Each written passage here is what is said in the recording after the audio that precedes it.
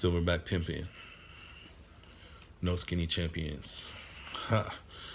Yeah, we like to move weight. We like to eat weight. Yeah, I haven't done a rant in a minute.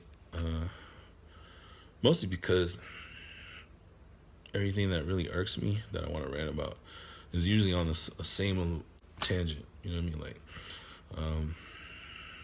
Um, it just bothers me that we live in a time where these youngsters are coming up and they're full of shit.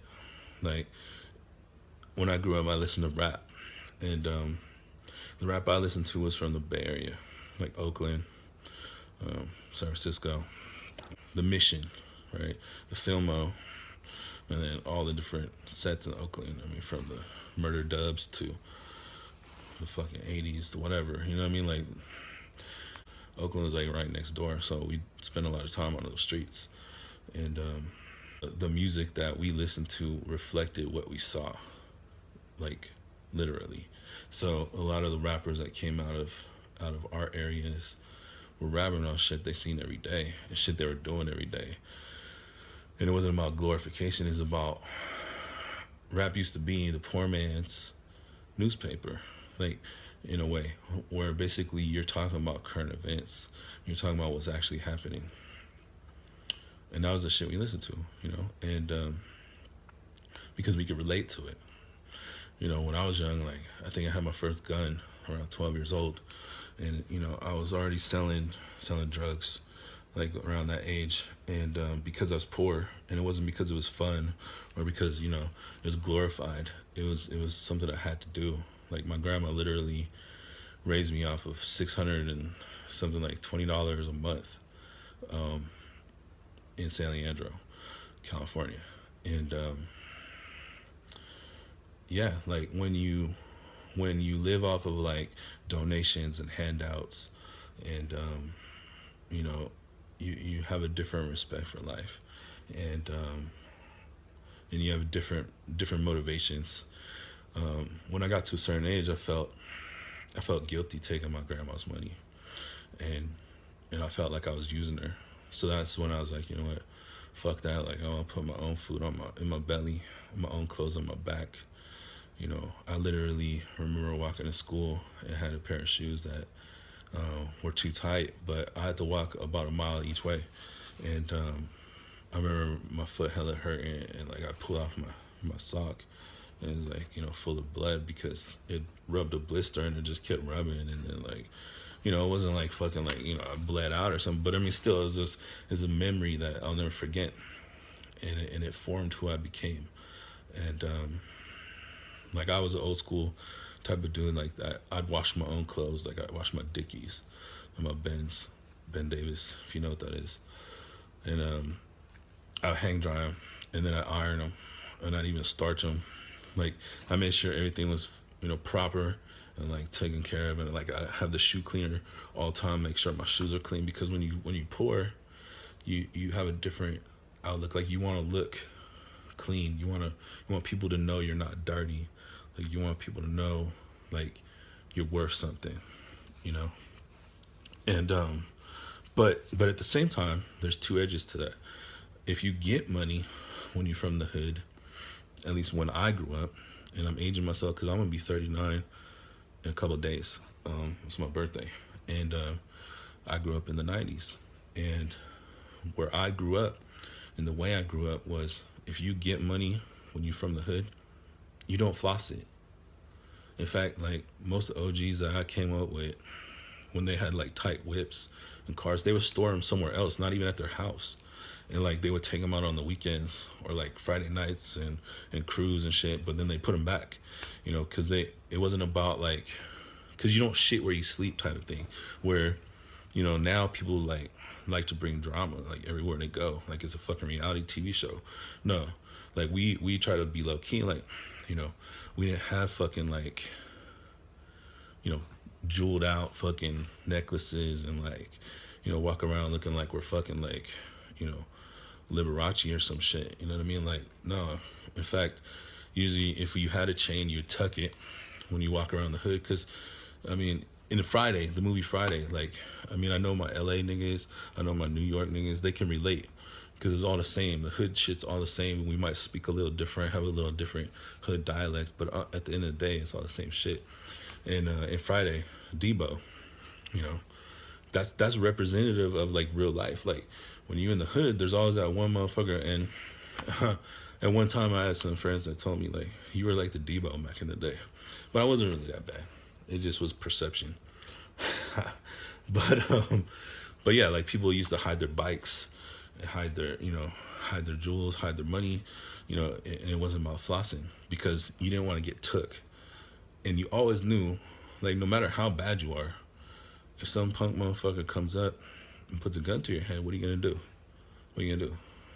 And that happened to me. Like I think I was like 13 years old, and I was selling pounds of fucking weed and like doing other shit, and like um, I had an acquaintance and his older brother. Like I said, I was like 13. His older brother caught wind of, his older brother was in his 20s, and his older brother caught wind that I was balling, and I didn't floss, but I was balling, and so they hit me, home invasion, like three of them, like, and they hit me, took my money, took my shit, but I had guns pointed at my head plenty of times in my life, and that doesn't scare me. Like it never did. In fact, it just pissed me off. And the kid that I knew ended up sending me letters from YA talking about don't hit his family, like don't fuck with, please don't fuck with my mama. Like I'm sorry for what happened. Like it's on my brother. Like this and this and that. Because there's still a level of respect. Like he didn't want to be there. But his brother, overheard his conversations and was like, fuck that. Like, I'm going to get this little nigga. And when you're in their 20s and you broke and you're hearing that some 13-year-old balling out of control, like, what are you going to do? In the hood, you're going to hit that fool because you think it's an easy mark. And, when you have a shotgun pointing to your head, I'm not going to, like, fucking try to fight that. Like, there's no point. So it's like, take my shit, I'll come back up, chalk it to the game. But that's how we lived. And, but the point of this is not to tell my fucking life story. It's just my perspective on what's going on in this new hip hop. It's more like pop music. It's just bullshit.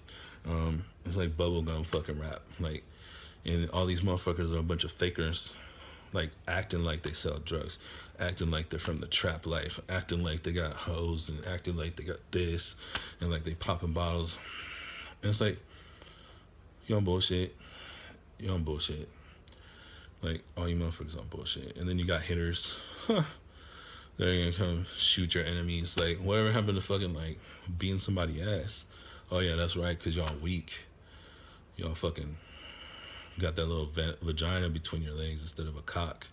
They don't know how to fight. They ain't never been beat down, which is why they have no damn respect for the OGs. Like, when we grew up, we respect the OGs because we knew, like, it ain't just about like getting your ass beat. It's about if you disrespect the OG on a certain level, I mean, your whole house might get hit up. I mean, I don't want my grandma fucking like feeling repercussions of my actions. So I made sure like you respect, and as long as you respected, you didn't get into much fucking shit unless you're on the wrong set. If you're in the wrong set, then that's your own fault for slipping, and that's happened to me.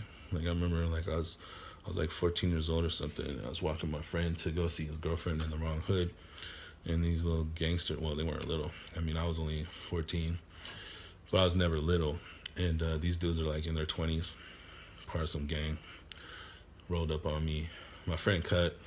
I was just there standing on the ground, and the main dude pistol whipped me with like a Beretta in the side of my head. I still have the scar, and so I mean, even though I was surrounded by his little gang, like I still socked that fool in the jaw, and then I ran my ass across fucking East 14th into an apartment complex by Bayfair Mall, and you can look all this shit up. It's there. I remember vividly, and knocked on the first fucking door in the apartments, like, and I'm leaking blood, and a little black girl answered, and I was like, "Is your dad home?" This OG ass black dude was like, "What's wrong, son?" I'm like, "Dude, these dudes just jumped me, man. Like, I just, I need some help." He fucking pulled out his fucking revolver, put it in his back pocket, and he's like, "I'll take you to the payphone and make sure you know the ambulance comes get you, and you'll be fine." He walked me to the gas station on the corner. There's like a 76, and he waited. He called them. He waited with me, made sure I was taking off, and then he left. You know what I mean? Like I never got to thank that dude, but you know he could have saved my life because them dudes. I mean, I know they shot quite a few dudes, and so he but that's hood shit. Like that's real shit. Like you in the fucking war zone. You know what I mean? Like I mean, there's more stories that I got, but that ain't the point of this. It's just to say that dudes that live through that shit like me see these youngsters talking about some lifestyle. You can see it in their fucking eyes. They ain't got that fucking fire. They ain't got that fucking pain.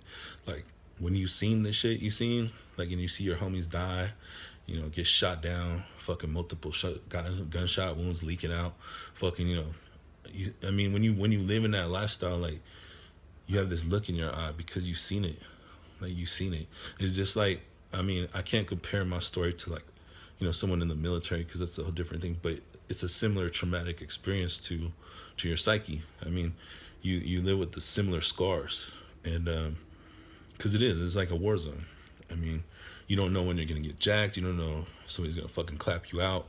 You don't know if you're gonna get beat down at any minute. Like, you're always looking over your shoulder. You're always like, when I sit in a restaurant, I still do this to this day. I pick the spot that's open that I can see all points of view because I'm always ready. I'm always ready.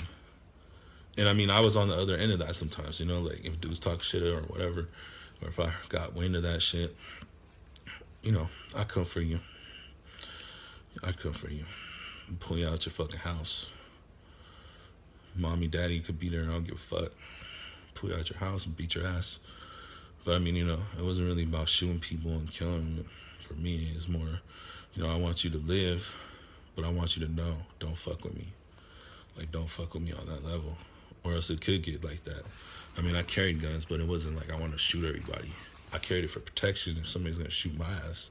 Not to just go randomly killing people, But, yeah, so I ended up talking more about my story, but it's in relation to the bullshit I see in these kids these days. Like, they have no fucking clue. They have no fucking clue. Some of them do. Some of them that are from where they from, but them motherfuckers ain't famous. You know what I mean? I mean, you see what happened to Bobby Shmurda. Like, that dude was real, but he told on himself. I mean, he's in the fucking pen now, but he told on himself. Like, and that happens sometimes. I mean, there was like local rappers that did stupid shit like that. They talk about like their robberies or like they hit someone and then they end up getting caught up by the feds. And it's like, and that's where you learn. That's where we learn. Like, nah, you don't fucking tell on yourself ever. Like, that's just a one-way ticket to stupidest. Like, but anyways, fuck the fake, fuck the weak, fuck the pussies. Like, this generation of pussies can go fucking suck my big dick. Like, y'all fucking on bullshit. Y'all see a real one come through, I got you. I got you. You can talk big on the internet, but when you're staring at all fucking 350 pounds of me, let's see what you say. Let's see what you say. All right? I'm out.